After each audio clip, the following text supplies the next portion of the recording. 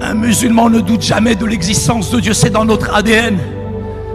C'est pas la peine d'aller voir un musulman, de lui demander s'il croit en Dieu, il le croit plus que toi. Toi, t'es attaché à la vie, t'es attaché au chocolat, t'es attaché au Nutella, t'es attaché à Planet J. Mais lui, il aime la mort, il chérit la mort. Comme toi, t'es attaché à la vie. C'est dans notre ADN. Dès la naissance jusqu'à la mort. Du lever au coucher du soleil, tout est rythmé. Jamais on doute de l'existence de Dieu.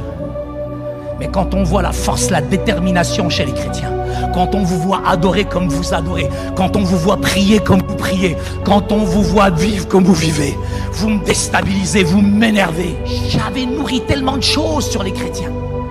C'est difficile, j'avais peur de rentrer dans l'église. Donc j'arrive dans l'église, je me mets entre deux mamies. Et j'ai beaucoup aimé parce que les mamies à la fin, elles m'ont donné une Bible.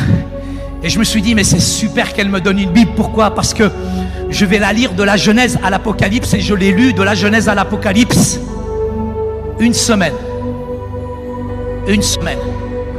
Ça m'a fait mal le Lévitique, les Nombres, le Deutéronome. Ça m'a massacré mes neurones, je vous le dis, une semaine.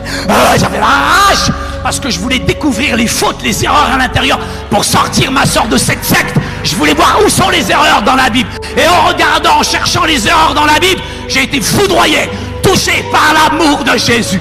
Yeshua al-Masih huwa an-nur al-alam. Yeshua al-Masih huwa khubz al-hayat. Huwa at-tariq, huwa al-haq, huwa al-hayat. Huwa qadir ala kulli shay. Huwa malik al-muluk, huwa al-majd al-majd. Yeshua al-Masih.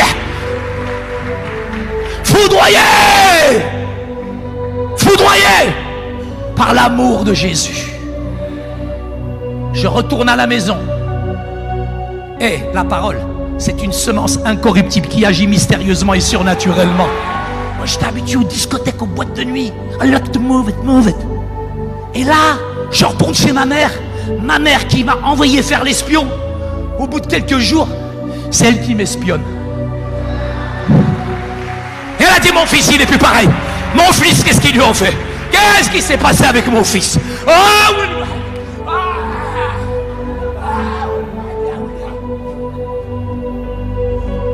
ma mère, elle m'espionne. Oh, ma mère, elle sait ni lire ni écrire. Ça ne veut pas dire qu'elle n'a pas une intelligence de cœur. Mais ma mère est analphabète. Elle ne sait pas c'est quoi votre livre. Elle ne sait pas c'est quoi la Bible. Elle n'a jamais lu la Bible, ma mère. Elle ne sait pas c'est quoi cette Bible.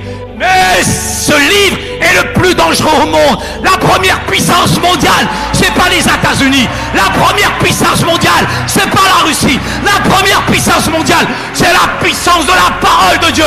Elle est toujours d'actualité. Elle libère, elle change, elle guérit, elle transforme encore aujourd'hui. Il est le même hier, aujourd'hui, éternellement. Il est la puissance de vie. Il est l'étoile du matin. Il est le roi des rois, le seigneur des seigneurs.